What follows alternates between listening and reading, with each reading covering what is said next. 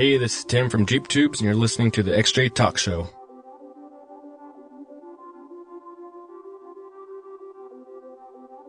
This is Pierce Umlauf, Vice President of Jeep Camber USA, and you're listening to the XJ Talk Show. This is Richard Goatman Gautier with Team Naxja, Petty Cash Racing the 4643 Jeep Cherokee and Ultra 4, and you're listening to the XJ Talk Show. Hey guys, this is Andy from Ironman4x45.com, also known as Ironman Andy, and you're listening to the XJ Talk Show. Good evening. You know me as Tony from the XJ Talk Show. We're doing a little pre-show. Gonna get the show started just a few minutes before showtime. Regular viewers or listeners know that sometimes we don't always get going at 10 p.m. Central Time, but that is the official showtime start. And you never can tell. We might actually start at 10 sometime, but normally it's like, I don't know, 10:04, 10:15. It's been as late as 10:30. But that's when Josh and I are really not prepared in time. I get the feeling we'll be getting started around 10 tonight. So hang in there. You'll hear Josh and me talking about the show. This is officially called the pre-show. There's a pre-show and a post-show. That would be the bit before the official podcast recording and what we would normally release in the audio-only version. The version I like to think of that you can listen to and from work in your vehicle, or maybe even at work, depending on how busy you are with your ears, or maybe how busy you're supposed to be with your ears at work.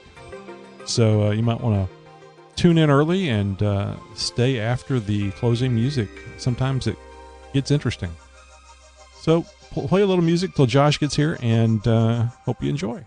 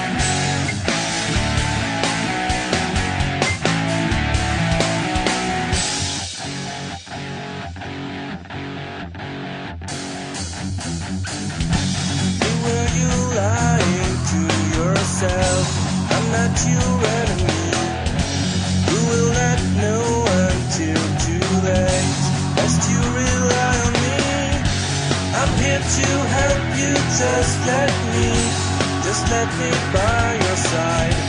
Don't go deeper, don't reject me, nowhere for you to hide. Listen to me, don't close your mind, believe in me. I swear that despite any strife, I won't give up, it is my fate. I will not let you spoil your life. This bird could well be all you get. I pray the gods I know that cares, for you were not ever once free. Alive at last in my embrace, on the right side of sanity.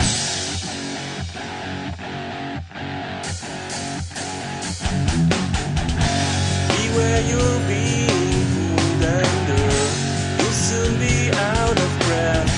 Take my hand or you'll go deeper and contemplate your death.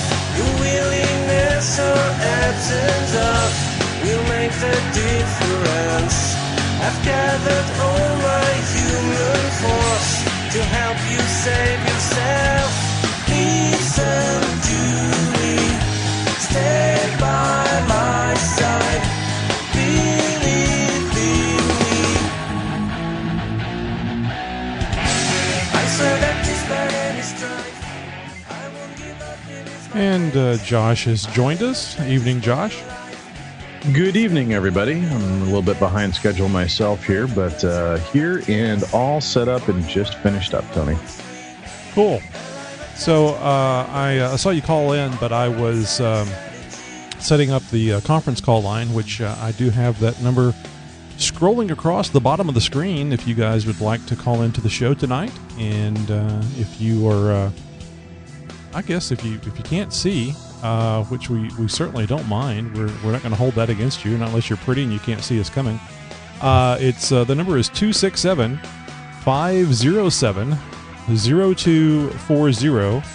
That's 267-507-0240. And the special only XJ Talk code that you'll have to give, the secret code to get in, is 219-835. 219-835. You can call in now. If I see somebody on, you can chat with us before the show. We don't have too much time before the show, so dial those numbers quick, folks. Well, as I was explaining whenever the pre-show started, that sometimes we get started at 10. Most of the time we don't. So the time we have before the show is relative, especially in podcastism. Yeah, that's the luxury we have with the interwebs. We're not at the whim of some segment producer or some radio station manager or anything like that. We can start whenever the heck we want to. I'll say it. Damn it. Hell. Anytime the hell we want to. There we go. Looking at my bed head, I need a hat really quick. Oh, go get one.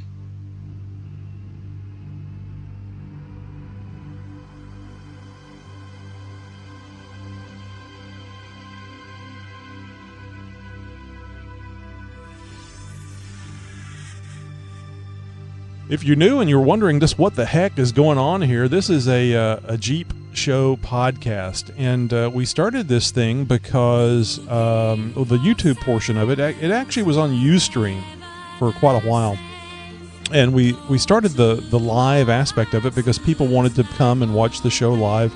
Actually, I think they just wanted to listen to it, but there was no services out there that allowed you to just play audio live. There was several services. Well, there was Ustream, and I think there was another one, I can't remember what it's called, that allowed you to stream video and audio. So we were using Ustream, and we got so tired of the commercial interruptions in the middle of the show and people complaining about it in the chat room that we switched over to the then new YouTube live events, and we've been on them for quite a while now, and so with good success, and that's where we are now. And the only reason why we do the live show, we're actually recording the audio podcast, and you get to watch and you get to hear us before the show and after the show, and sometimes before and after it can be interesting. And Josh, I just had to comment, I can't believe I was so stupid for so long and didn't try adjusting the microphone audio on Skype, because I can hear you even though this music is loud. I mean, it's so loud compared to what it's been in the past where we could hear you. Well, I'm glad you can hear me. I'm glad I'm not being completely drowned out by the music now, which has happened in the past. We've had some technical issues, as happens with the dealing with the interwebs and stuff like that. So occasionally we have some bugs we got to work out. We are not professionals, people. As Tony and I have said many a times, we're just a couple knuckleheads with some microphones, and we like our Jeeps. We like to talk about them. Speaking of which, we have a caller. Let's see if I can get him on. There we go. Well, thanks for calling in, caller. Evening. Let me kill this music. See if I can fade it out like a professional. Oh, there you go. Oh, such a yes. nice fade right there. So who do we have on our phone line? Who are you? What do you want to go by? And where are you calling from? And are you wearing pants? My name is Josh. I'm Downsy on the forums. I just joined a couple of days ago, and I'm calling from MCS Miramar in California. Well, we won't hold that against you. We got your voicemail, Josh. We'll be playing that on the show a little bit later. Oh, cool. Well, thanks in advance for the voicemail, Josh. And I got to say, it's a fantastic name that you've been bestowed with, and I couldn't possibly give you any more thumbs up than just the two that I have. Hey, as long as you don't have a black XJ. I've got a dark green one. It's almost black. I used to have a black one. You hear that, Tony? It's not red. That's okay. This makes the red ones that much more special.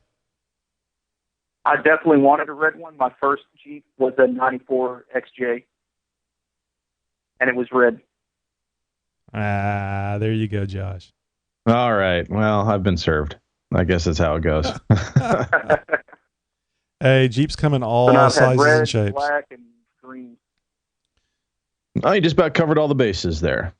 I like the blue. Hey, Tony, show business here. Did you get the opener loaded on your board? No, I was just getting ready to ask you if it was there. I was going to go have a look. Pardon us here, Josh, too. We're going to get the show ready. Feel free to jump in and comment as you like. Oh, yeah, no problem. Correct some spelling errors I've got here, which are chock full in my This Week in Jeep segment. I was just going to say, how dare you? But if it's yours, that's fine. And do you got everything else for the drops and everything else for tonight? Oh, you know what? I'm still editing the Jeep Garage. Okay, good. It's done. So let me output that to a file so we can actually play this. That would be bad to have to take a break while I was finishing editing. Mm-hmm. How long is the Jeep Garage tonight? I'm glad you specified. It is. Oh, that's the end. Steve is really good about when he's done. He doesn't hit stop. He slams the microphone down. I guess he walks away.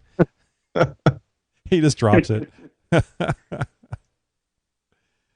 Let's see. It is. It's a kind of a long one. About 14 minutes.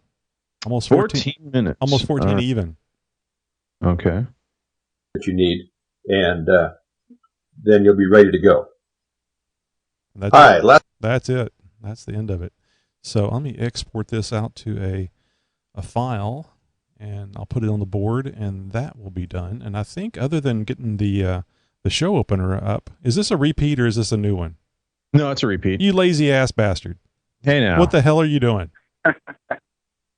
I've got enough in there for every day of every week of the year for about a year and a half, so I can afford to regurgitate a one every now and again. Well, yeah, every now and again, not the last 10 in a row. That's maybe 3 or 4. There's a lot Come of on. I'm sorry, Josh, too. What did you say? I said there's a lot of them I haven't heard yet. I only downloaded the episodes back into like the beginning of May, I think. Ah, okay. The good ones. Yeah. He goes back to number 1. It's like, hey, guys, I'm trying not to talk very loud so my family doesn't make fun of me. Oh, right. Hey, do I'll have to we go back have and listen to one of the I'm first sorry, ones. Josh. Tony, do we have a radio comm from John for next week? I haven't seen anything from him. Did he mention to you that something was coming? Yeah, he's actually working on at least 2, maybe even 3. So he's got a few that he's working on. At least one more, and I was hoping that he would have had that into you by now, but I would imagine he'll probably have that to us sometime next week. So keep an eye out for that. I was just going to tease it if we had one in the can, so to speak, but I'll take that out of the show notes for the teasing of it, anyways. No, I don't know anything about it, but that sounds good. I like hearing that he's stacking them up. Yeah, I don't know. Maybe it's just me, but I'd like to hear Mrs. Pre-Runner do one. Well, at least maybe some back and forth with the two of them. I don't know. No, I'd like to hear Mrs. Pre-Runner do one. Just her. Real close on the mic. Nice and breathy. No, I'm kidding. Hey, that's a married woman you're talking about there. What's wrong with you? But yes. Let's see. So I need to output this and stop talking. Talk to Josh. Talk to Josh. This would be like Josh's subconscious. Oh boy, we need to get another one of those back on here. I've actually got some work I need to do for that. Give him some cannon fodder. And I think I've just about got all my spelling corrections done, so I'm not going to foobar this week in Jeep too terribly bad. What the hell does foobar mean anyway? Effed up beyond all recognition.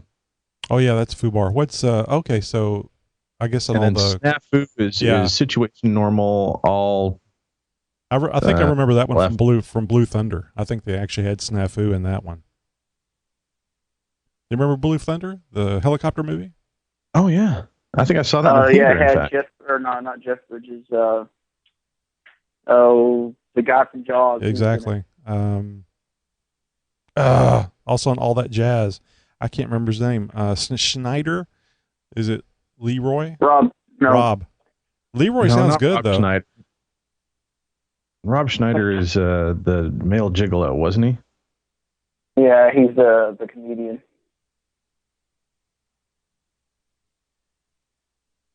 What is this? It's episode Roy Schreider. Roy Yeah. Schneider. Roy Schneider. Thank you. IMDb and Josh too. The other Josh. Google is amazing.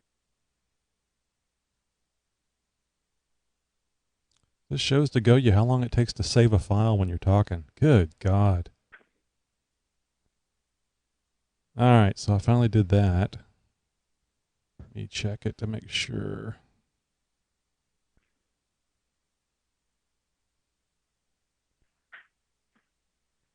Hey, Josh, is this the first time you've listened to the live show or been here at the live show? No, It is, Tony, yeah. I'm here every week. No, I'm kidding.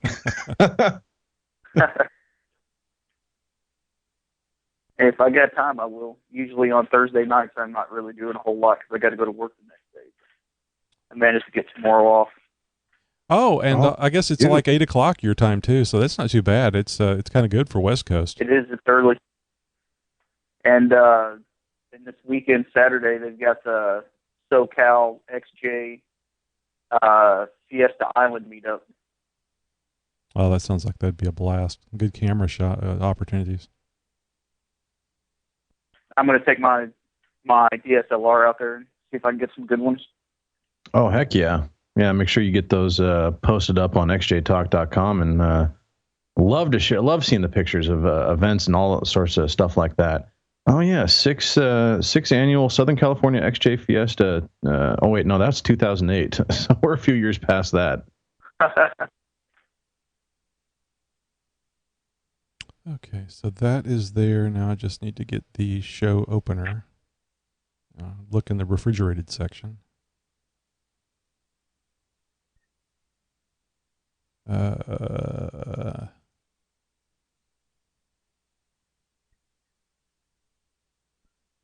Talk, segment openers. Nope. Openers. Finished for the show. 11A.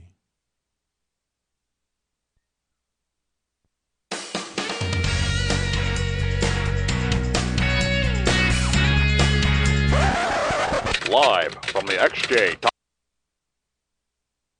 All right, that's there. Let's see. Hi, last time on Jeep Garage, we talked about... Tony, I'm going to plug that event Sure. during tonight's show. Yeah, good idea. I didn't even think about it. Not a plug kind of guy, I guess. I'm going to do that right before Jeep Garage. Oh, and I think you know this. I just slapped some of that stuff in there. I didn't initially mean for that to be in the in that order in the notes. I just threw it in there so you could move it around at will. No, I mean, we don't have to have everything in the exact same order every week. I think it's actually a good idea to mix things up a little bit. So, if something was in one place one week and it's a different place this week, I don't think that's a terribly bad thing. So give me a little chatter. I'm going to try to bring up the music for our YouTube segment. Okay. Well, I'm just sitting here in the show notes trying to get things all situated and get the necessary pertinent information for this show that we're trying to plug. I'm just loving my brain. Takes a while Takes a while. Oh, it's a little too loud. You were chopping that. Oh, that's too bad. Yeah, I was gonna say as you brought that level up, I could hear the level coming up quite a bit. But yeah, that's quite a bit louder. That level will come up and everything, and of course, if I hear the level of the music come up, it's only natural for me to start to want to try and talk over it. Yes, it is. Okay, I'm going to. I forgot to turn the air conditioning down, so I'm going to leave it here with the new Josh and Josh team, and go turn the air conditioner down. I'll be right back, and we can get started. That's right, everybody. You heard it here first. Tony has been replaced with another Josh. So we're looking for next Wednesday, 10 p.m. Central, for the Josh and Josh show.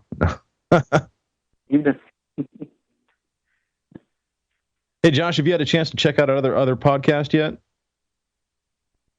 I've listened to 2 of them so far, but those are back from May, so I'm not caught up right now. Oh, no worries. You're not missing much. No, I'm kidding. No, but thanks for that. I was gonna say if you haven't already, I'd encourage you to go over to tonyandjosh.com and check that out. But you already have, so thank you for listening to that and downloading those episodes. We have switched the format up over the months, but we're still kind of feeling that whole thing out as far as what we want to do with it and how we go about it and all that sort of stuff. So it's a work in progress. Yeah. So are you a Naxja member? Yes, I am. I joined up there back in 2005, I think, whenever I had my second Jeep, my 2000 model. You go to the Sierra Fest? I did not. I didn't even know that was going on until just recently. I didn't get the newest Jeep I have. I didn't pick that up until about a month ago. Oh, I see. How long were you without a Jeep in between your Jeeps? I think I sold my last Jeep in 2009, so it's been about 5 years. Oh, wow. You must have been jonesing.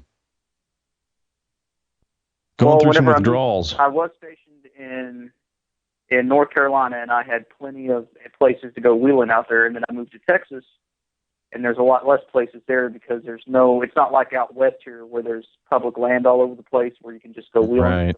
Everything in Texas is privately owned. Yeah, that's what I hear. Everybody says we got it pretty good up here on the West Coast with open public lands and the ability to pretty much within reason go anywhere we want to and have some fun. Well, when I was younger, we went off road anywhere we wanted to, including yards. Oh, jeez. We called it rutting the yards.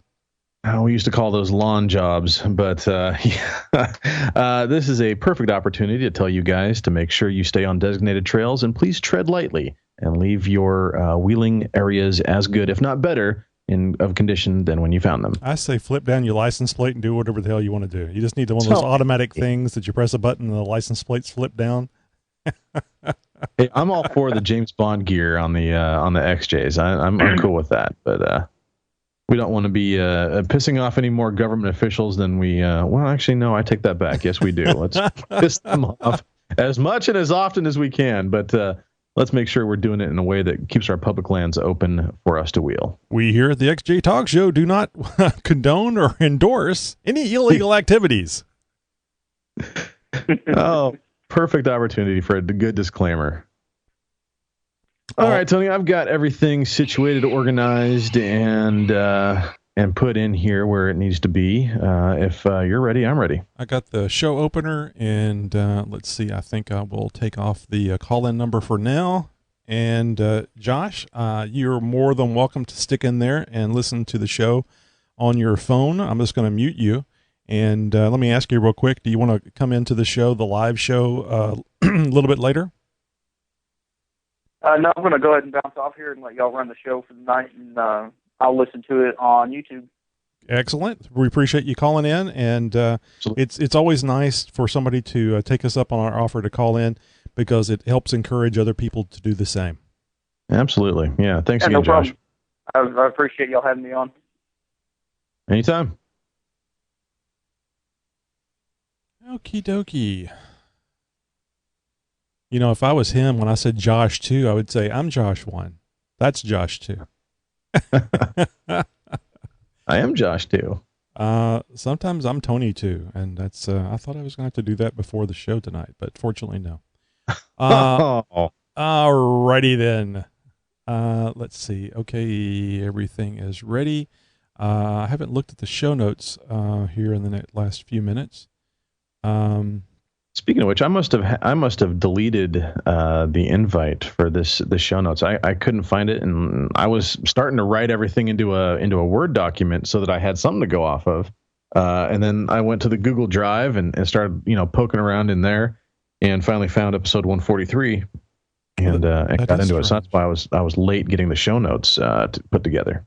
That is strange. I actually re-verified that we were on show 143 because I thought maybe I hadn't put the right show notes up, because generally speaking, you're editing the show notes by 9 o'clock or so my time. Yeah, no, I had thought that, oh geez, maybe Tony didn't send me the invite, and so I wanted to make sure that there was a document in there. Had I not found 143 in the Google Drive, I would have texted you or called you and been like, hey, let's get something put together real quick. I would have acted like you just woke me up. Huh? What? Oh no, man, that's tomorrow night. Yeah, right. Yeah, there's always a little bit of fear, like, oh, it's 9 o'clock. Josh hasn't started editing the show notes. Oh my God, is there a problem? Is Josh not coming? Am I going to be alone? All right, so sorry guys. Yeah, this is the pre-show, and like I warned you, if you weren't here before, I'll tell you now. It sometimes goes on and on and on. Okay, so anyway, there's the opener, intro. So I have to re-verify this. 246 on the intro. That means I need 30 seconds. So what is it? 216? Mm-hmm. Roughly. Let me look at the time on that.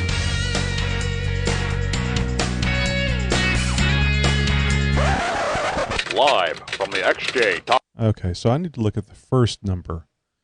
Yeah, because that shows how long it's been played. Maybe that's what I wasn't looking at. I got 3 numbers there, and it's funny when you have the thing going live out to an audience, you kind of have a tendency to not be as free form, a little more pressure, and it's sometimes hard to read things correctly. Mm-hmm. All right, so let's get going. Press the record button, because nobody likes a podcast that doesn't exist. Well, I guess maybe it's a bad podcast. Okay, so that works. And here we go, guys. This is officially it. Josh, move. There you go. You scared me. All right, if I can restart this.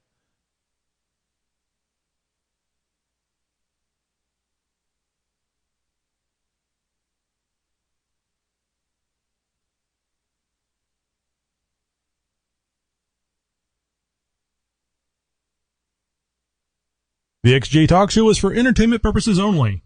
Any advice or information provided on this show should be verified by alternative sources prior to making any changes or modifications to your vehicle. We are not experts, just people that enjoy the Jeep hobby and don't mind talking endlessly about it. P.S. We love you.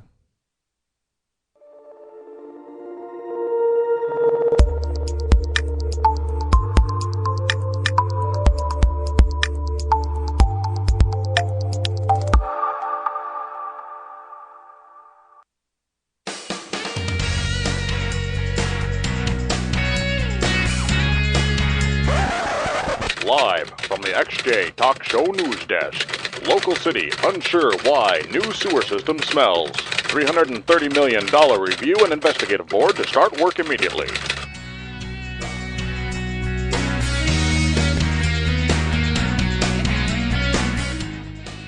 Bienvenidos al XJ Talk Show, un podcast acerca de aventuras off-road en Jeep Cherokees y entrevistas con los que manejan y mueven el mundo de las carreras off-road. Ahora, aquí están sus presentadores, Tony y Josh. Howdy, howdy. It's episode 143. We've got the audience is filled to the brim tonight on our YouTube channel. You can join us every Thursday, 10 p.m., youtube.com/xjtalk. We hope you're there. We hope you enjoy making comments to the other audience members. Just keep it clean, or at least keep it friendly. Hey, this is my co-host. I'm Josh. You guys know me as NW99XJ or Northwest 99XJ, and I'm the one on the live show who isn't waving. So I was going to say, wave. What's going on? I did the two-hand wave. I did the right-hand wave, and then the disembodied left-hand wave. It just looks strange, Josh. Yeah, it was. I was as the show was opening, I was over on our YouTube live channel, commenting on our comment section, just saying hello to everybody. So, hi, excellent. everybody. Yeah, excellent. Good job there. And I don't think I said it. My name's Tony. I go by Mutteroy on xjtalk.com, which is a Jeep forum that we get on there and cut up and have fun on. And actually, this whole show was done to support that Jeep forum. So there's like naxja.org, I think. .org, is it .org or .com? .org. Yeah. There's a Jeep forum. There's a lot of really good forums out there. So we thought, hey, let's start another one, and we did that about 5 years ago. And I think we're the only one that has a podcast. Yeah, and it is by far the premier Jeep Cherokee podcast on the webs, and our site goes right along with that. Hey, this is the XJ Talk Show, a podcast about Jeep Cherokees, off-roading, the tech you need to get you there and back. We're here to promote the web's most premier website for all that is Jeep Cherokee, xjtalk.com, the friendliest and most helpful Jeep site on the web. xjtalk.com encourages and answers all questions, concerns of the first-time XJ owners typically have without any flaming or criticism, all while giving you the best, most in-depth articles and write-ups for the repairs, modifications that take your average XJ to the next level. Now get ready. It's the XJ Talk Show, and it starts right now. First week in Jeep. Jeep Renegade goes prime.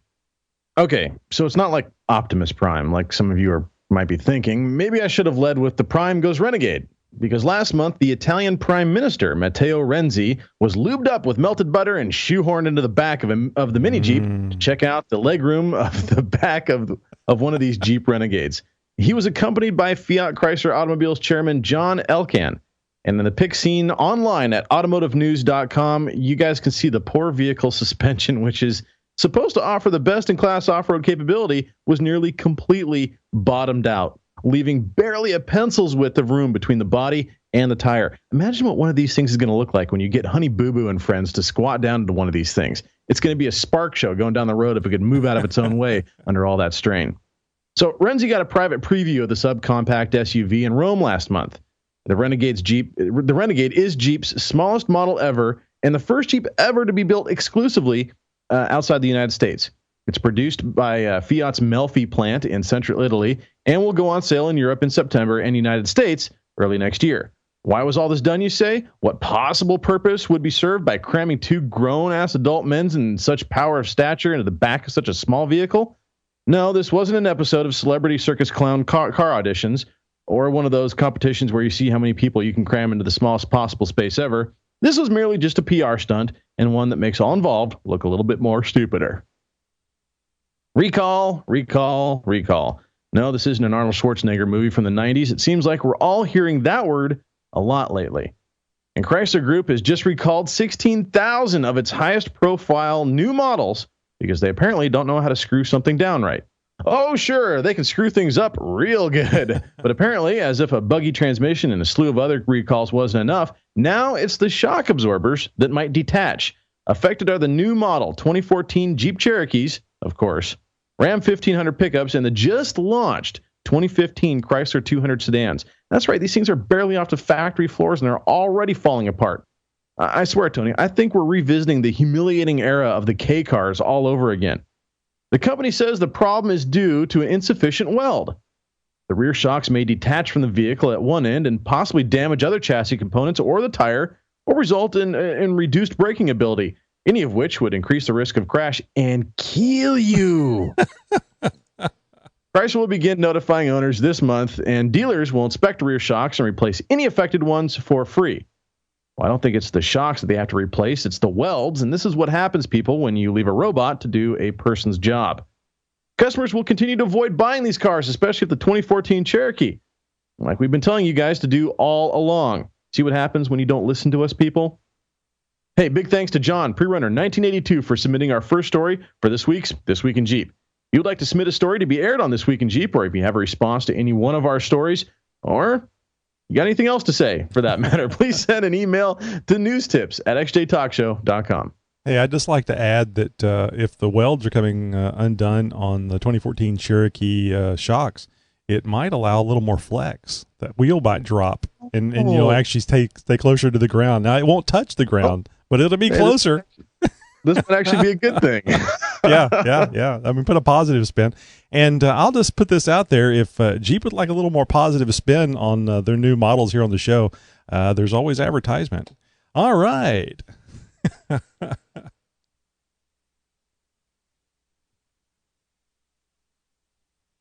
xjtalk.com is where you go when you're not off-road.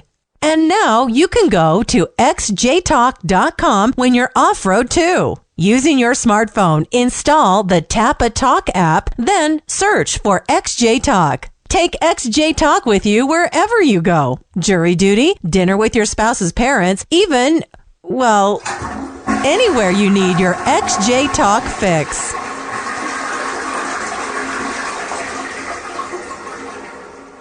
This is Dan from the 4x4 podcast, and you're listening to the XJ Talk Show. Hey, you. Yeah, you. The one just sitting there listening to the XJ Talk Show. Why aren't you a part of it? What? Tell me more, you say? Well, it's pretty simple. You can become an XJ Talk Show reporter. All you need is a smartphone and the ability to talk to people. Just email reporter@xjtalk.com for more information. xjtalk.com. It's where you go when you're not off-road. Today's podcast is brought to you by Audible.com. Over 150,000 titles to choose from for your iPhone, Android, Kindle, or your MP3 player. Get a free audiobook download and a 30-day free trial at www.audibletrial.com/XJTalkShow. Well, this is what we like to call YouTube subscriber love, or please, for all that is sacred, subscribe to our YouTube channel. I'd like to thank those of you who have subscribed and encourage you guys to please tell a friend and get them to do the same. And we pay a little bit of homage to those who have done this by, just giving a shout out to 4 out of our list that keeps them growing every week by leaps and bounds. These are in no particular order. If you signed up recently, you haven't heard your name, sit tight. Get to it eventually. First on our list is Annabelle Garcia Nieves. And I was trying to look up the number of... we have 594 subscribers. Now back to the show. Adam, I want to say the wrong thing there. Bustillos. I think that's, he's going to say. We got Dirty Harry 719 in there as well. Yes. And then Angel Del Cielo. I hate you. Why did you pick these names? Angel Del Cielo Cato, or Kaido, or anyways. Thank you. We're going to put your names here all week long, folks. It does not minimize your subscription to us. We appreciate it. It's just tough doing this job.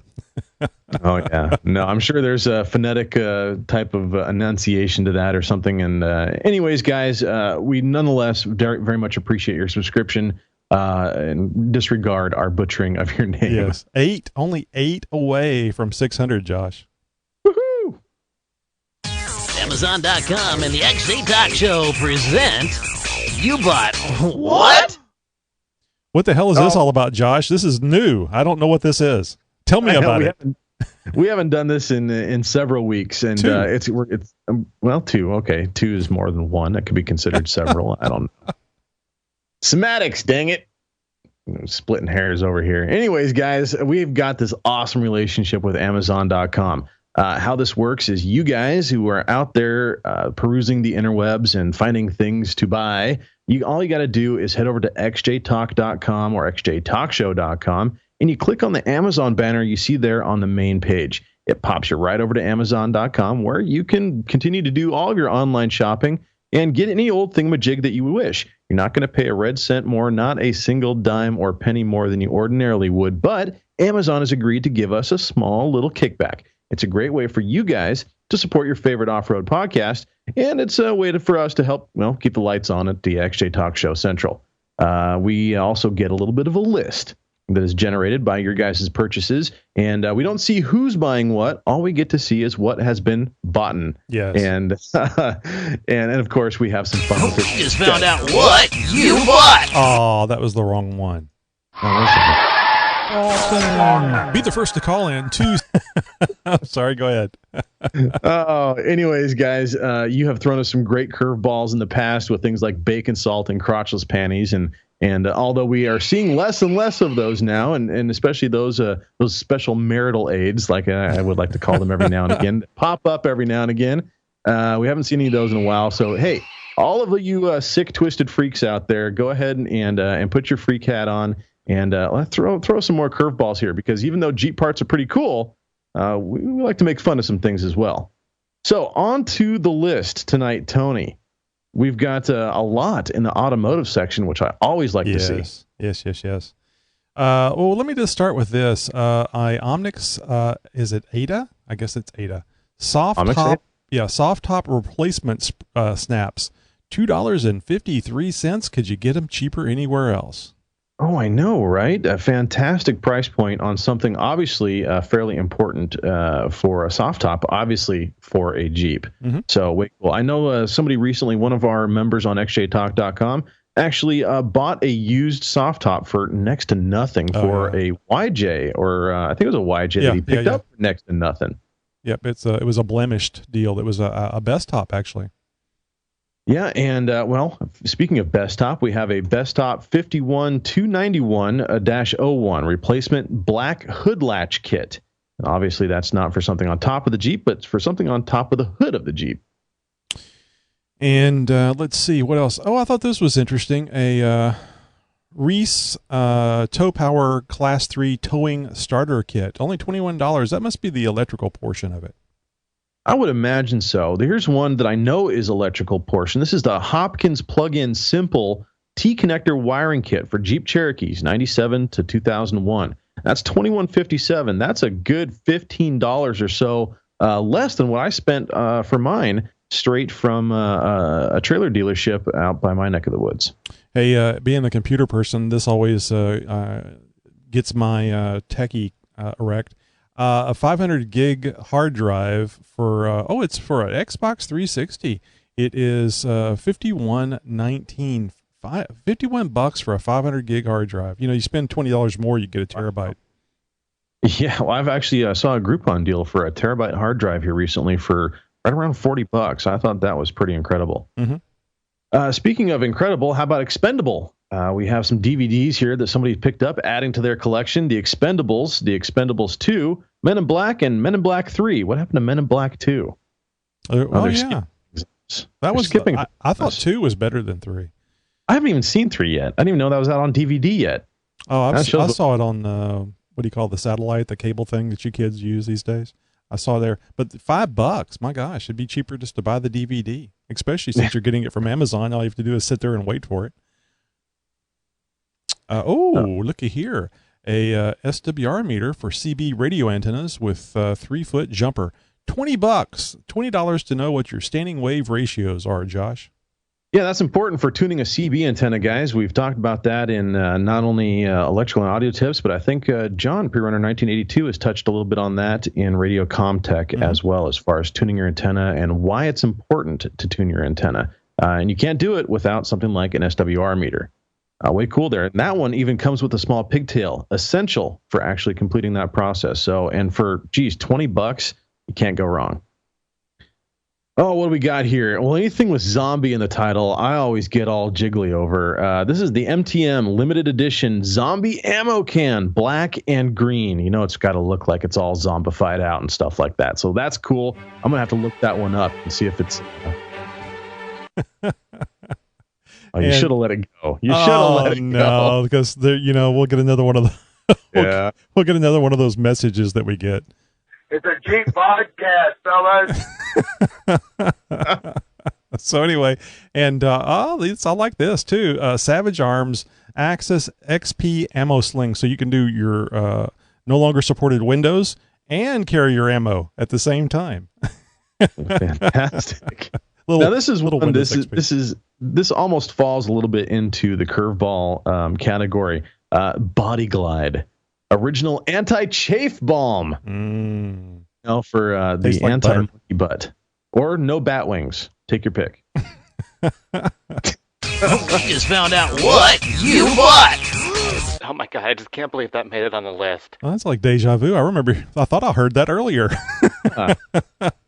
There's a glitch in the matrix. It's not easy doing this job, people.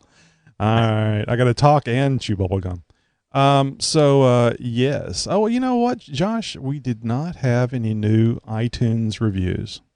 Oh, you guys. Now we know there's a lot of you iTunes listeners out there, a lot of you iPhone 5 and iPhone 5S and iPhone users, iPad users, anybody out there using iTunes to listen and or download our show. Please consider popping over and giving us a 5-star review, if you will. And we very much appreciate it if you guys would leave a review. That's the fun part, actually getting some feedback for you guys. And doesn't matter if it's constructive criticism or just a pat on the back. We've actually aired both on the air before. So if you got something to say about the show, iTunes is a great avenue to do that through. Hard to believe, but there was actually, I guess, one iTunes. It was not a negative review. It's how I'm processing. I guess it was 4-star. And then we had the one Twitter fight. I mean, the one Twitter person that shared their feelings, primarily about the 2014 bashing. Which, by the way, I noticed in the comment section of the live show here on YouTube that somebody was.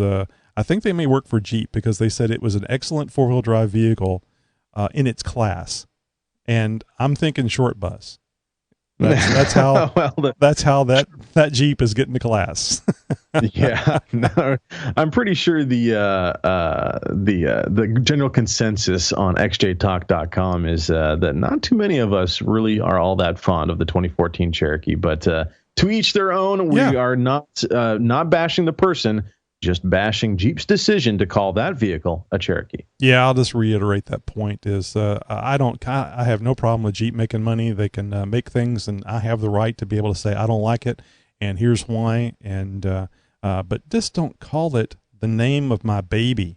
I don't like it whenever you disparage the thing that I drive, that I love, and you call yours the same as mine. It's wrong, and I'm going to make sure that you understand that it's wrong. Just like NTB. I'll tell you more about NTB in the chat. I have some interesting things to tell you about NTB, was it National Tire and Battery? Okay. Alrighty. So let's do some voicemails. Boy, we got a bunch of them this week, and boy, I really appreciate that, guys. It's a lot of fun hearing from you folks, and we have a special challenge voicemail from Nikki G. I don't know if you saw the post or not, but did not. Yeah, he made some sort of comment about voicemail, and I said, "Hey, you got 3 minutes to say anything you like." Is that reminding you of something? Oh no! You have to wait for it. It's funny. Yeah. Well, let's get to it. Hey, this is Tony. And this is Josh from the XJ Talk Show. We want to thank you for calling our 24/7 voice line. Yes, we do. Just leave your first name and your question or comment. There's no guarantee, but we may play your message on the podcast. Oh, and don't worry about keeping it clean. We'll take care of that. Now it's your turn to speak at the beep. This is Joliet Johnny. Just picked up a 4.5-inch lift kit, and when I put it on my XJ, it won't fit in my garage, so what upgrades should I do before I can't put my Jeep in the garage? Any thoughts would be appreciated. Love the podcast. Thanks. Well, it's interesting you asked that. First off, thanks for the call. Josh and I are actually working on a new little segment where we're going to be going through and giving at least our opinions on what you should do to build up your XJ, what the steps will be that Josh and I have learned, and we'll have other people involved in the process, maybe you. So look for that on upcoming XJ Talk Show episodes. But to answer your question, I don't know as far as this relating to getting it in the garage or not, but the absolute first thing that I would do with any XJ before I took it off-road would be to add tow points. Yeah, recovery points front and rear is almost a necessity before going off-road. Now, if you're doing some other stuff and not planning on going off-road for a little while, well, then obviously all the good maintenance stuff would be a good idea. Going through the differentials, changing out transmission fluid, transfer case fluid, that sort of thing. Maybe replacing some U-joints, seals, that sort of stuff. All very nice to do when you're actually in the garage instead of trying to do it in the driveway, especially as we come out of summer and into fall. Hey, Josh, I'm going to have to take a pause. Okay.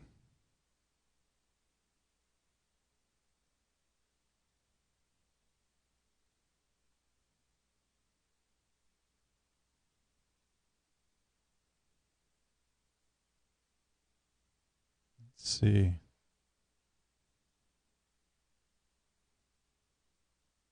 I see us talking. Well, let me go ahead and just refresh the page here, see if that changes anything. The power goes out. I see that. Oh, that's great. Okay, that's what I have up now. Okay. I think we're back. People. Oh, okay. So the timer's going. So I've got the XJ Talk, please, xjtalk.com, please stand by screen on there.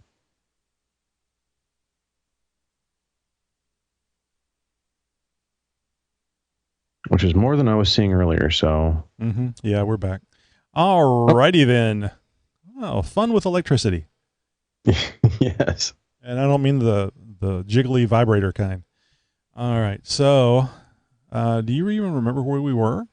Yeah, we had just played Joliet Johnny's voicemail. He had asked us about things that he should be doing to his Jeep before he can't get it back in the garage. And we had briefly talked about tow points front and rear, and I started talking about the importance of going over mechanical things like transfer case fluid and differential fluids, and giving the Jeep a good general once over and make sure it's mechanically sound. Okay. Let me take a little pause here. Mm-hmm. And we're back. So I have this big ass light that I use to illuminate the green screen behind me. And occasionally, very, very infrequently, thank God, the breaker that I have, that I'm running 30 amps through a 15 amp breaker, with all the electronic gear I have in here, and the light, 1,000 watt halogen light, it popped the breaker. And unfortunately, my newly refreshed UPS for my computer, I don't have it set properly. So as soon as power was lost, the computer started shutting down. So I got to fix that. Otherwise, we could have just been sitting here while I ran out to the garage like a madman and hit the breaker off and back on, fully off and back on. And you're looking at it going, which one is it, damn it? Which one? The show's going to go. Well, there it is. Chick. And so fortunately, it hasn't gone back off, which is my greatest fear now, because whatever caused it to go off, who knows? I mean, when they're in the room right next to me running everything known to man, and I'm in here running everything known to man, it taxes that one breaker. I've told you about running the waffle iron and the deep fryer while we're trying to do the podcast, Tony. I mean, come on now. Well, that's just one of those things. When you got to do it, you got to do it. But you got to have a waffle. You got to have a waffle. Yeah, that's right. It's waffle time. If Josh is on a rant, I have time for a waffle. Yeah, right. I get going and okay. Tony's gonna get a refresh on his tea or something. Okay, so the audio is back going. The video is back on. Now we were talking about Johnny Joliet's question, and I think you got cut off mid sentence. Were you done wrapping yours up, or? Oh, well, I was just talking about the importance of giving your Jeep a mechanical once over and touching on things like differential fluids, transfer case fluid, inspecting U joints, and basically giving your Jeep a good solid once over. And doing those sort of things, it's nice to be on level ground and undercover, so to speak, to knock all these things out versus trying to do it in the driveway, out in the elements as we move out of summer and into fall and stuff like that here in another couple months. Doing anything on the Jeep that involves replacing a component or a part or doing a kind of upgrades or mechanical maintenance is always so much nicer to do in the comfort of your own garage versus out in the rain or out in the elements or the heat or the sun, whatever, of your driveway. So, Joliet, Johnny, if you can, maybe this is one of those things where if you're only just, an inch or two, of running out of clearance of being able to get that Jeep in your garage, maybe consider popping the roof rack off for the time being, or maybe even if you're going to be doing some work, over the course of the whole weekend or maybe even the whole night, airing down your tires. Yeah. You'd be surprised airing down those tires down to 8, 9, 10 pounds, how much clearance, how much that Jeep will actually drop. So consider airing down your tires if you can't get your Jeep in the garage after your lift. So let's move on to our next voicemail. That one was an unlucky one, at least for our power. So let's see how this one goes. Hey guys, my name's Josh. My username on the forums is Downsy. I just wanted to say thanks for putting together this podcast because seriously, I've listened to a lot of podcasts. This is one of the better ones I've ever listened to. And I see that tomorrow night you guys are going to be talking about Amazon. You bought what? I have an Amazon Prime account I started late last year, and Amazon Prime is officially the devil. I have had more boxes delivered to my door in the past 6 months than at any other time in my life. The UPS and the FedEx guy know me by my first name. So Amazon Prime, great. I get free second day shipping, so why not order it off of there? It's almost as cheap as going down the road and waiting through the people at Walmart to buy stuff. Anyway, y'all have a good night. Just wanted to call and say thanks for the show and tell you my little Amazon Prime story. I'll talk to y'all later.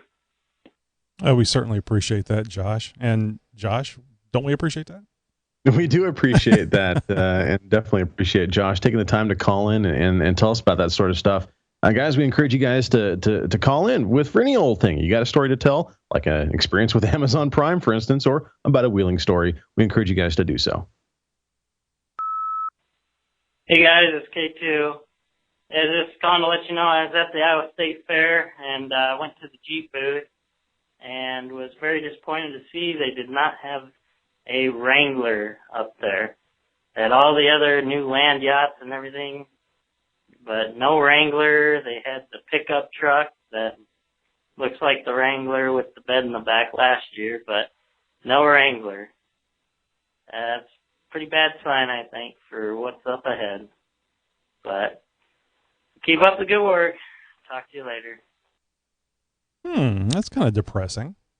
It is. There's been some big moves about what's going to be happening with the redesign of the Jeep Wrangler coming up in, 2016, 2017? And there's a lot of people that are scared about what's going to happen with the future of Jeep's iconic off-road platform. So I would imagine that people are trying to scoop up as many Wranglers as they can right now before they may take a turn for the worse.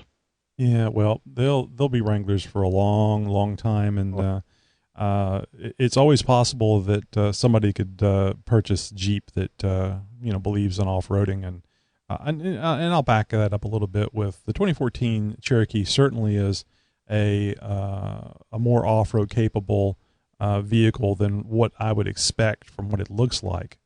Still wouldn't buy one, but still don't like it being called a Cherokee. But but at least the engineers, or at least somebody was given the engineers the ability to design something for off-road. So I'm not going to take that away from the new Jeep owners, because it is a much more capable rig than the station wagon your mom used to drive. Hey, this is Mickey G, and everybody's doing the Facebook Ice Bucket Challenge, and I've just received the Whale Song Challenge, where I have to do 3 minutes of whale songs. Oh, no. I know it's an interesting podcast, and I know it's not going to be 3 minutes because I just wasted 30 seconds talking, but here it goes.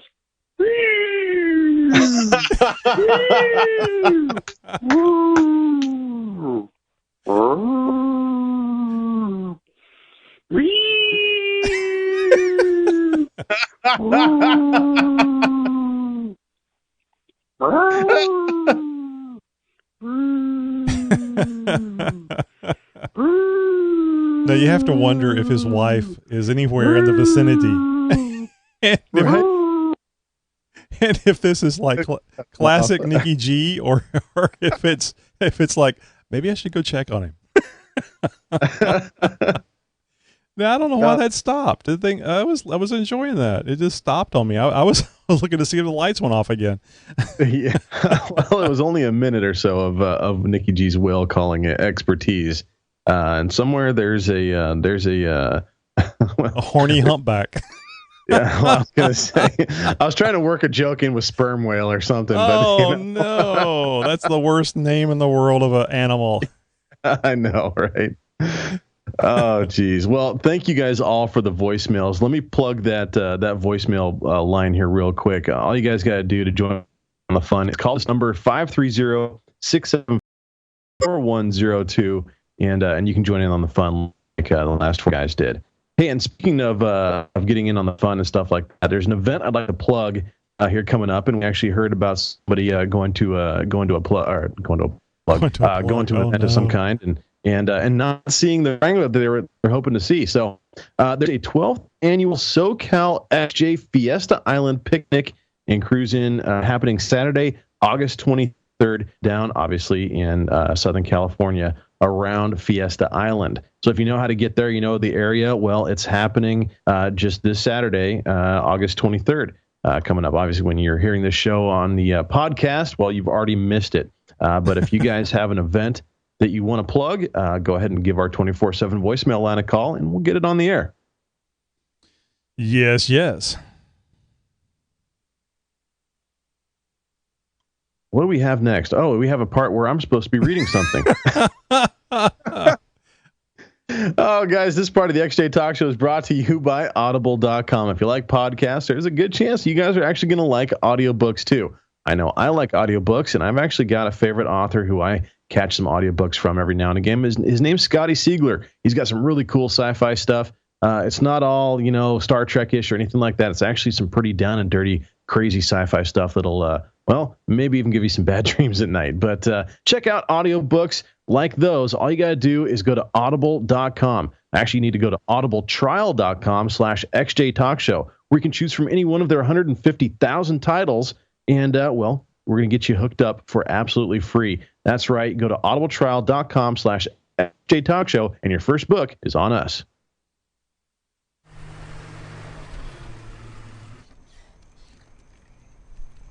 Hey, Josh, how's it going? Not too shabby, Tony. Going to sit down around the campfire, pop open a cold one, and, shoot the breeze. I've got my mega glass of tea. You have to wonder how I can drive with this and not have little brown stains all over the Jeep. But any of you guys that have been off-roading, you know about brown stains in your Jeep, don't you? Yeah, I've actually got to detail mine from the last off-road trip. Got so dusty. Oh my God, the Jeep is just dusty covered trails. in brown silt. Yeah, I hate the dusty trails. I'd much rather have a little water mixed in with the trail than all that dust. It gets into everything. Yep, absolutely. So on one of my last wheeling trips, I talked about this on the last XJ Talk Show. I had some carnage involving my exhaust system, and my muffler got a few new holes in it. And it's pretty bad, honestly. It sounds horrible driving down the street, and I try not to drive it as often as I can right now until I get that fixed. Talked last week about which direction I'm going to go as far as what I'm going to buy and what's going to go in there. I haven't quite settled on one thing in particular. Now, I could go to Amazon.com, I could go to Rock Auto, I can head down to my local parts store and pick something up. I definitely want to try and get something local because I want to kind of see and talk with some people about what it is I'm going to be buying. So I was busy last weekend with some gigs and some other things going on. I didn't have a chance then or this week to really pop into a muffler shop and talk with any guys. So that's what's on the agenda for tomorrow after work, actually. I'm going to head down to one of my local exhaust shops and talk with the guys down there because I've posted up some threads here and there, done some research online about what guys are liking, what's working good for them, and honestly, everybody's got their own opinion. Oh yeah. So, it's one of those things where it's like 100 different XJ owners have 100 different things that they like to choose. There's a few guys that are really kind of leaning towards the glass pack option because it works for them. They're low profile. Well, they're cheap too. Yeah, really cheap. A lot of good free flowing exhaust. Yeah, and I'm a frugal bastard. So if I can save, the cheaps dig the vibration and noise too. Yeah. So if I can save some money, if I can spend $25 versus $75, then I'm all for that. But again, performance kind of comes into this aspect a little bit. Now, this is one thing that I have noticed in driving the Jeep around a little bit with this very holy exhaust, and that's HOLE, not HOLY. Yeah. Anyways. That now that I have much less back pressure because it's essentially not going through the baffles in the muffler anymore, the Jeep's power band and torque curve has changed drastically. And in fact, the Jeep has seemed much more peppy without having that back pressure. Now, obviously, the noise sucks. Well, the Jeep sounds horrible. You may have had a problem with the exhaust system and a restriction that was not from stock installation or the catback that you have. You could have had a problem with that, and now that you have less restriction. In other words, what I'm saying is you may have had a problem with the exhaust system, and now nature has taken care of that for you. So I don't know that I would necessarily equate the holy muffler to any kind of Sunday miracle. It could be that if you put another system on there, a new system, catalytic converter and muffler, that you might see the same type of peppiness. You see what I'm saying? I hear you. It's a relatively new high flow catalytic converter that's in there. It's an aftermarket cat, and since that's way before the muffler and the damage is right at the muffler. So if I had any issues with the exhaust system, it was either already in the muffler or it was in the tailpipe section, the section that goes from the muffler up over the axle, higher to the body line and out by the shackle. Mm-hmm. It could have been a problem somewhere in there. So I'm toying around with the idea of, getting something completely custom, one-off from basically the catback. We're talking basically a new catback system. Right. So that's what's going to be happening to my Jeep here this weekend. Well, if the problem was the damage, if damage is what's caused this hole in your muffler, I think you have your answer. You need something that's smaller, so that so it lasts longer.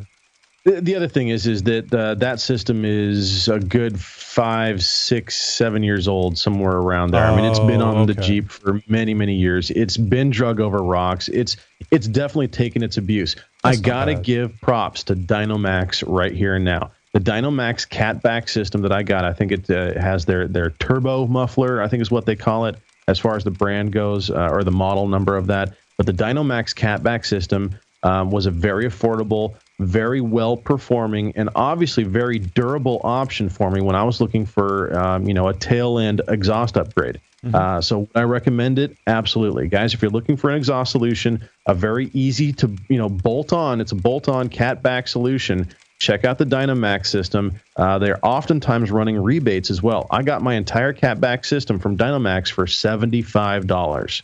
That's not bad. Now, let me shift gears a little bit. And I may have bitched and complained about this in the past. I do not like not being treated the best way I can be from a vendor. If I go and I'm going, whether it be Walmart or wherever I go, I expect to be treated like a good customer, unless I'm not, and then if I'm not, I get what I deserve. I went, this is a couple of years ago, and the only reason why this has resurfaced is because NTB, National Tire and Battery, have been running these ads. I'm not sure if everybody sees the same ads across the country, but in this part of the country, Southeast Texas, people are given their bill at NTB, and they look at it and go, "That's it? That's all I need?" And then this gizmo, whatever, comes out, and when they're falling over backwards because they're literally knocked off their feet, that it's not going to cost hardly anything. Yeah, they have like pillows or a big catcher's mitt or something that catches them. So I look at that and I go, yeah, they're probably falling over backwards because they're looking at the bill and they see the shop fee. What the hell is a shop fee? So this is a couple of years ago now, maybe not that long, but it was a pretty good while back. I took the Jeep, and that's the problem when you have more than one. I forget which one it was. I took it to NTB to have have an alignment done, and the alignment was like $89.95 or something, which I thought was really expensive. It might have been $100 or something, which I thought was really expensive, but that's okay, fine. I need to have the alignment, and I think it was on my wife's Jeep, actually, and because I wanted to make sure that she didn't have any issues with it. I get the bill, and I look on there, and there was this shop fee for like, I don't know, $8, $10, $13, $15.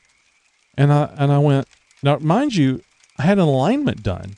So I asked the guy, "What's this shop fee?" "Oh, everybody charges those." Really? I don't remember seeing one before. But what is it? It's a fee that we charge for our disposables, shop rags, blah, blah, blah, blah, blah. And I went, okay, I understand. Put that into the price. Because when I was quoted a price for this alignment, in which, by the way, what do you need? What kind of disposables do you have for an alignment? Electricity? It's a machine. They put this thing up there. They're paying a guy a salary. It costs money to do business. Okay, fine. Put the shop fee in the price that you quoted me for the service. Because otherwise, this is bullshit bill padding. This is, I'm going to add a tariff to you because we're not going to sell this to you for $120 or $100. We're going to sell it to you for $113. But this way, we've already done the service, and you don't have any other choice. It's a shop fee. Bullshit. So whenever they started running these ads, I started on Twitter saying stuff like, "That's all I need? Wait, what's this shop fee?" at NTB. So after a while, every time I'd see an ad, one of those ads, I'd make some smart-ass comment, which, it's a stretch for me, but I can be a smart-ass when I want to. So they have a department that monitors the internet. Oh, boy. Consumer Affairs or something like that. And CIA. About a month ago, they responded with, "Oh, we're so sorry. What can we do? And could you send us an email?" And gave me the email address. And I spent 30 minutes typing up an email explaining the situation to the best of my knowledge, because it has been a while back, and explaining that I didn't like this bullshit charge being added to my bill on the outside after the bill. And by the way, when I was talking to this guy, I said, "Well, let me talk." I said, "Well, just take that off there." "No, sorry, we can't do that. Let me talk to the manager." I am the manager. So I had to pay that crappy ass fee when I didn't know about it to start with. Anyway, so NTB on Twitter is getting back to me saying, "Send me an email." I authored an email. I sent it back on July 18th. Why do I know the date? Because when I didn't get a response from them, I started back in on bitching about the shop fee. I want everybody to know that there's a shop fee, and they need to do something about that. They need to fix that. And I actually stated that in my email to them, that they need to remove that shop fee. And, well, sorry, we can't do anything about that. That's fine. I can go back to bitching. Yeah. Right. Yeah. I've got plenty of platform and plenty of lung and thumb strength to bash you guys as long as we can. So as long as I can. Yeah. So I went back to my email whenever they asked me again. We're so sorry. What is there anything we can do to help? And they wanted to call me and talk to me on the phone. I gave them my phone number. They called and left a message and said, "I'm sorry. 5:00 your time is 6:00 our time, and that's when we go home." So this is really important to them. They couldn't spend an extra 15 minutes after hours to speak with me on the phone. That's fine. But in the message they left, they said, you can also send us an email.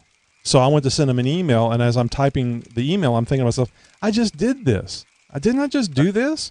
So I went and did it. They put you into one of those, like it's the virtual version of an endless phone tree. Yeah. So I went and found it, and I forwarded the email and say, "Hey, I sent this to you guys a month ago, and I got no response."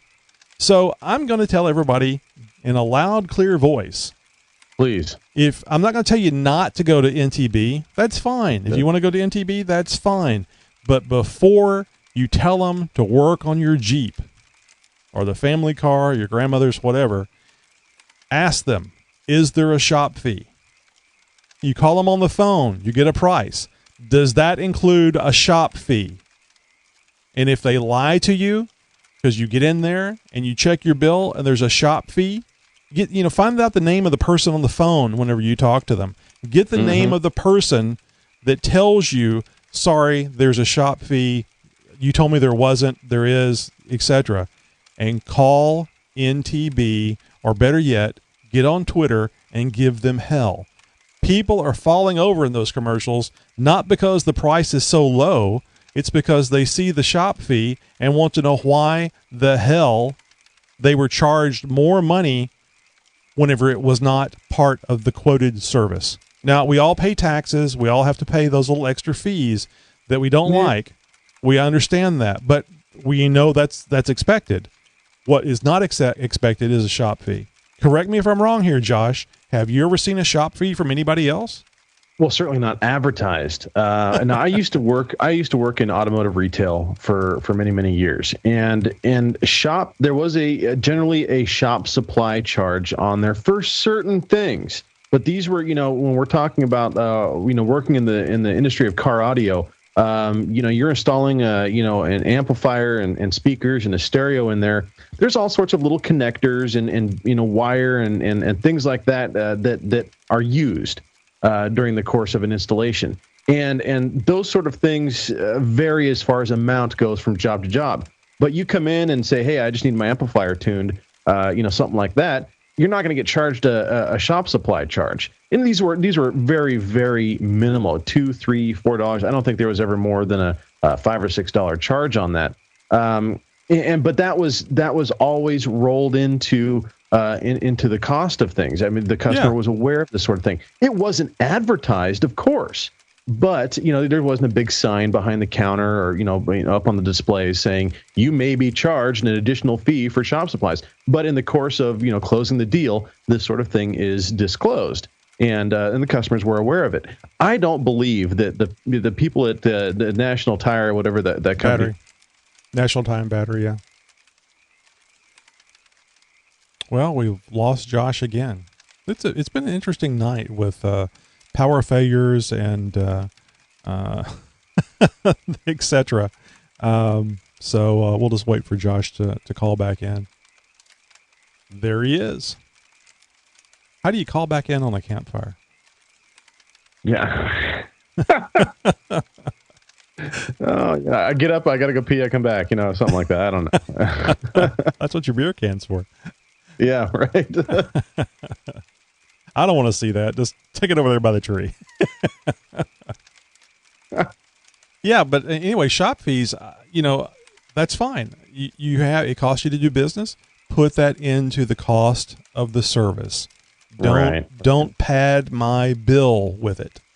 No, it should be subsidized into the cost of everything else or whatever, or they just need to do away with it altogether, or at least put a sign up saying, hey, you may be charged an additional fee for X, Y, and Z during these procedures. And don't tell me that the shop fee is for disposables that they use when they're using a electronic device that they reuse everything.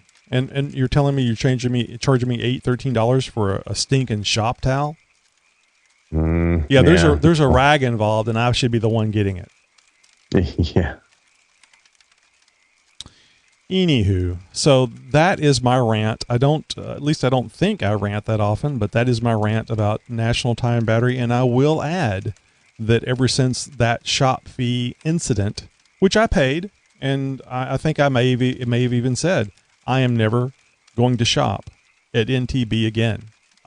There's other people that can do the same thing they do, and I can go find somebody else to deal with. And I'm not trying to get any money. I'm not trying to get any notoriety out of this. The only thing I'm trying to get out of NTB is a statement saying they will no longer charge additional shop fees. If they want to roll it into the price of the service, great. I have no problem with that whatsoever. I'm not trying to get anything for nothing. This isn't an Audible Books trial.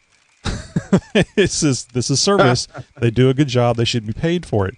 But it is lying. It is lying to the customer whenever they say the service costs this much, and then they charge you an extra. I don't care if it's $3. That is $3 more that they should have put on the service, because then that would have that's the time I'm deciding whether or not I'm going to pay for that or not. Be honest and forthcoming. Don't play any games with me. I get enough of that from politics. Yeah, indeed. Well, sorry about your bad experience at an otherwise probably decent shop, but I'm getting some therapy. It's getting better. Very good. Very good. Well, what a interesting, technically challenging show, Josh. Well, speaking of technically, are we going to postpone the Jeep Garage segment for next week? Where is it?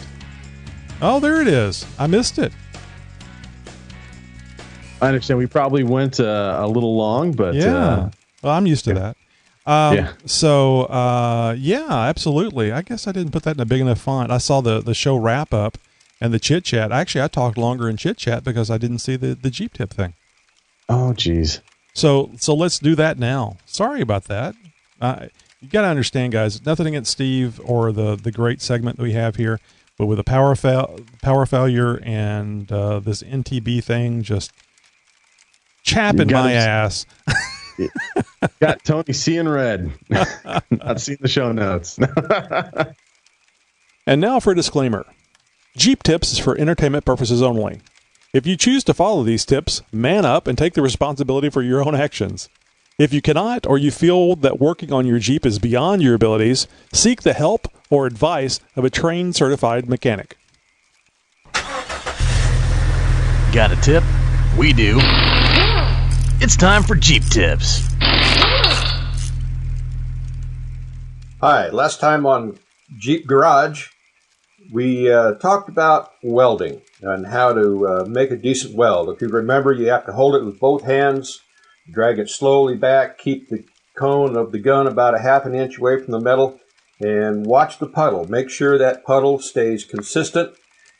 A nice, white, hot, molten, flowing little area of metal, and then you can add some more to it, and then you'll get a nice mound of metal that goes across whatever you're welding on.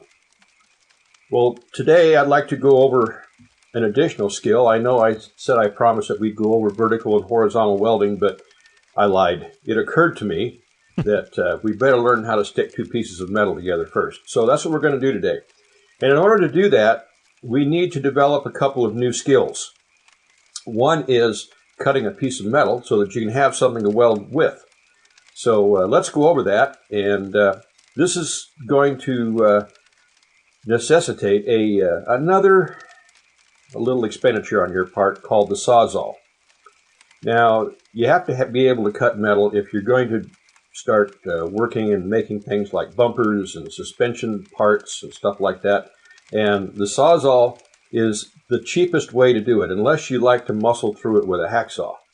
So the Sawzall is the way to go. And if you've ever tried to cut anything more than about 6 inches thick, you'll see that the top of the hacksaw gets in the way. It's really only made to cut something like a piece of pipe or a piece of angle iron.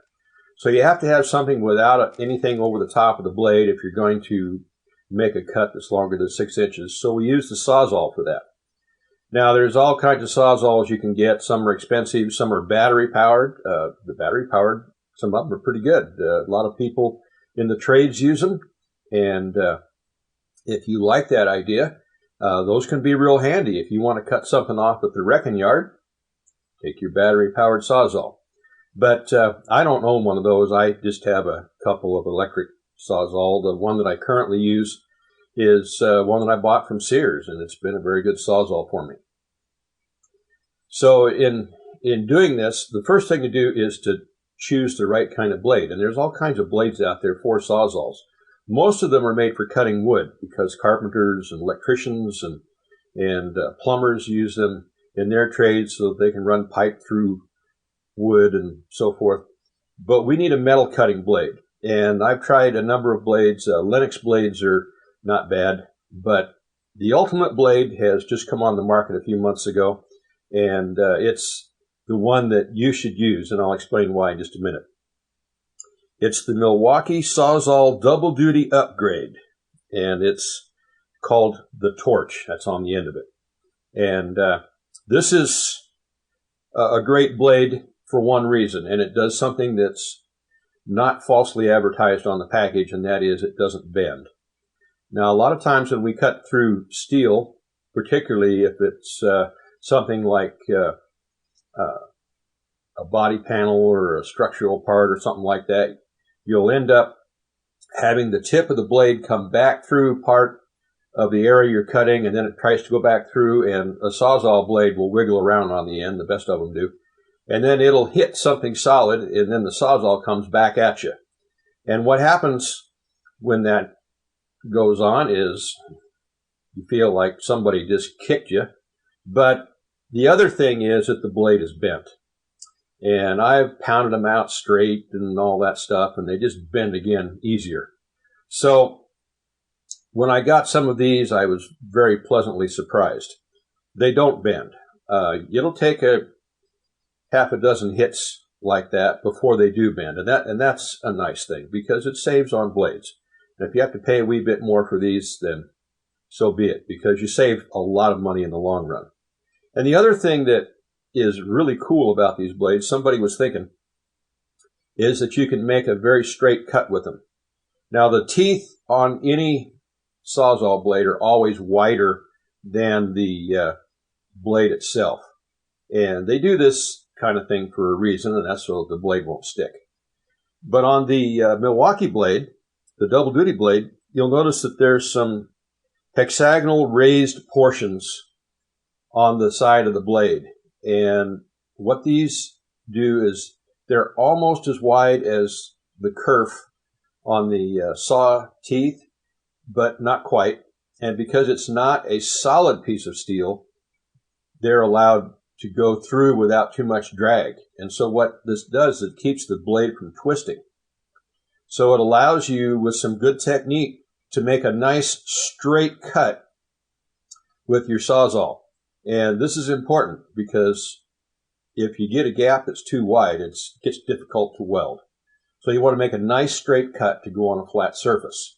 And, you know, when you're making your bumper or anything else, it's nice to use straight lines and right angles if you can, because those are easy to duplicate. And we'll go over some techniques for that.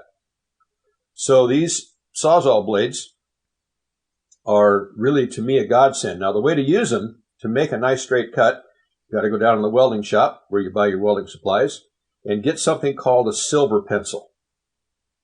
Now, a silver pencil looks just like a wood pencil, and if you ask for one, they'll go over and show you a box of them.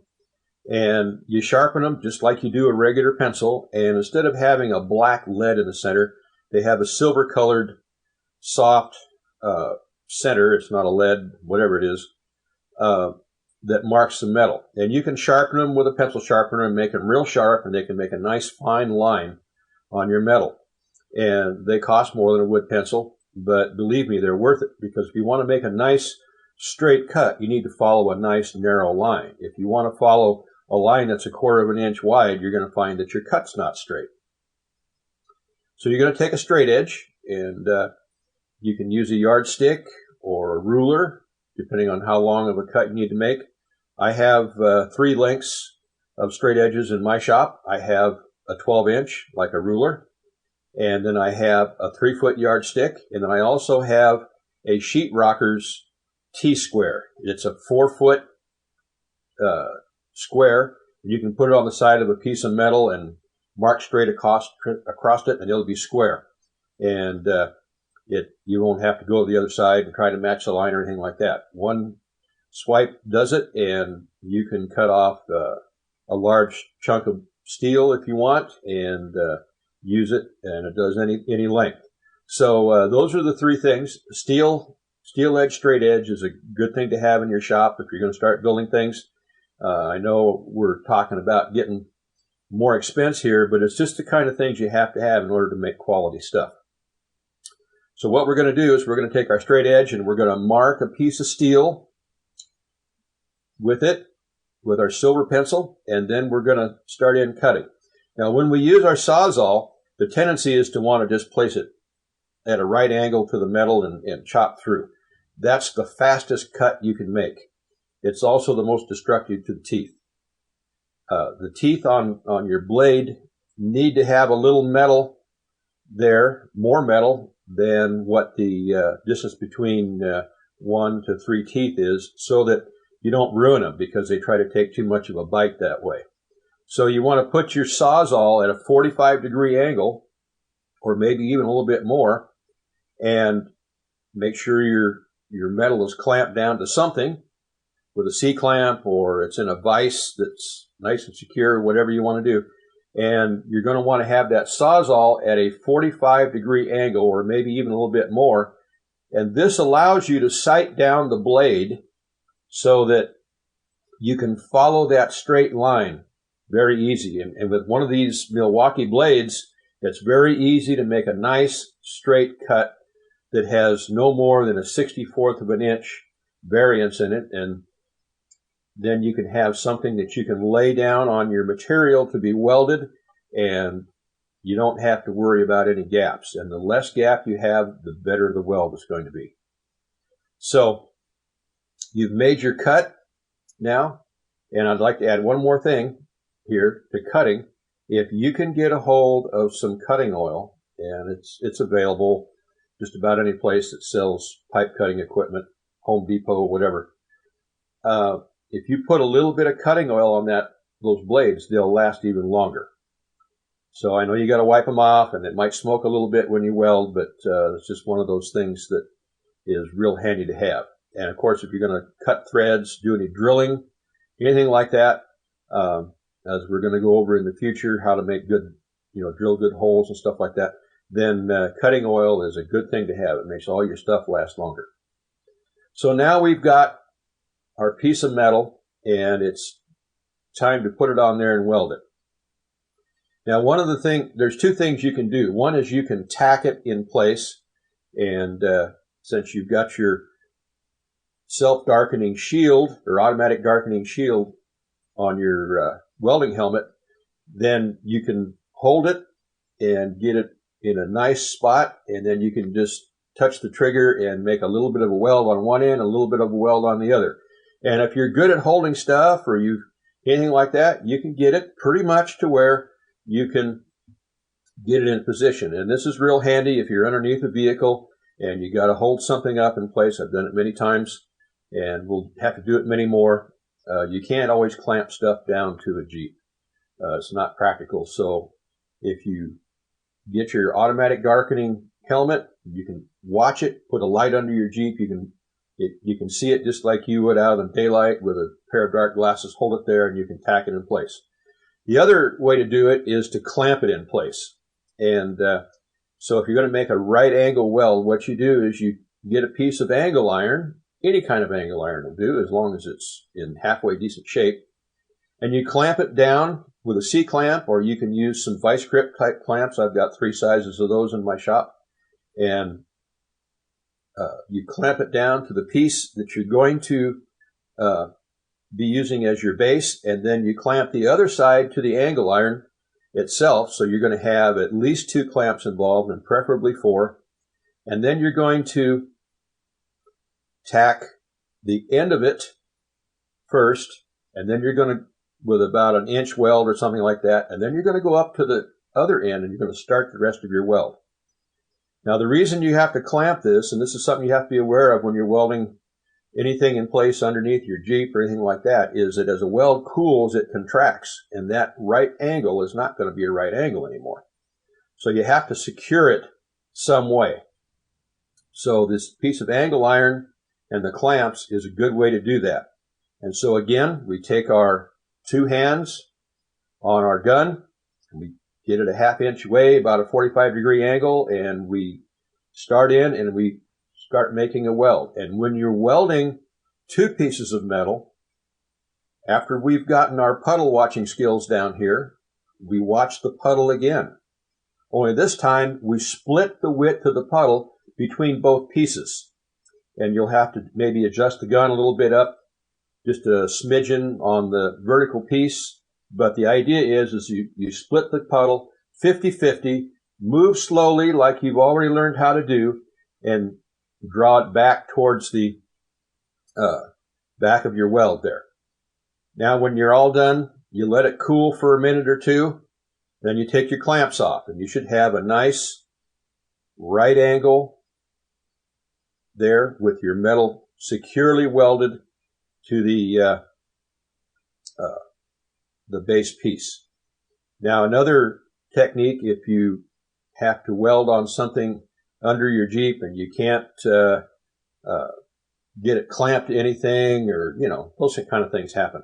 What you do is, if you can get to the back side, you tack that, then you tack the front, and then you do a small little weld on the front and the middle, and the other side, you do a small little weld on the other side, and so then you can keep going back and forth, and you weld both sides of the metal, and you'll still end up with a right angle where you want it to be, or any other angle that you need, and then you'll be ready to go.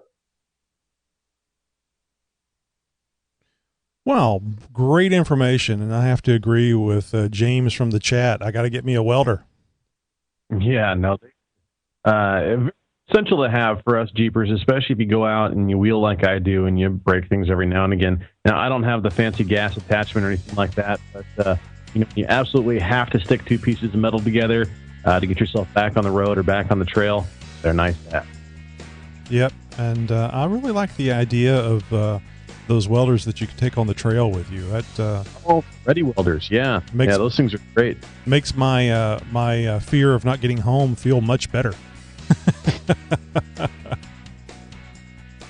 Well, guys, again, sorry for the trouble tonight, but those things will happen. This is much the way radio was back in the 50s, 40s, maybe even 30s. I guess the further you go back, the worse it was. So I guess we do pretty good for having the show go and from start to finish without any issues. And if you don't know what I'm talking about, then I did some great editing. Yeah, no doubt. Well, as you guys can see, it's just a matter of being at the will of whatever can happen. And I'd like to thank those who stuck around for our live show. And obviously, Tony's probably going to do some magic editing for those of you who are listening to the podcast right now. And the rest of you out there, think about calling in and getting in on part of the show. Anybody out there who's got a story to tell about a recent wheeling adventure, maybe you've seen some carnage, or maybe you'd just like to call and say hi, give us a call, 24/7 voicemail line 530-675-4102. And, of course, our live call-in number, we always scroll up the bottom of the screen, and we encourage you guys to call in during our pre-show or when we're taking live calls during the show. So make sure you guys jot that number down. Join us for a live show Thursday nights, 10 p.m. Central on YouTube. Yep, I want to thank all the voicemail callers. Great voicemails. Nikki G, thanks as always. Appreciate the question about how to get your what you should do to your Jeep before you can't fit it in the garage anymore, from Johnny Joliet. Great to hear from Josh. He called in during the pre-show. We had a little chat, and we'll be trying to have that conference call line going more and more often, because we've said it before, we've said it again. We love hearing from you guys. You could be part of the show, not just pre-show, post-show. you can go out there and do like Steve's doing with these garage tips, Jeep tips. John, Pre-Runner 1982, and his Radiocom Tech segments. And, oh, by the way, I haven't mentioned it, but we really, really would like somebody that's good with Wranglers, knowledgeable, can look stuff up, and can speak. We'd love to have you do a Wrangler segment for us.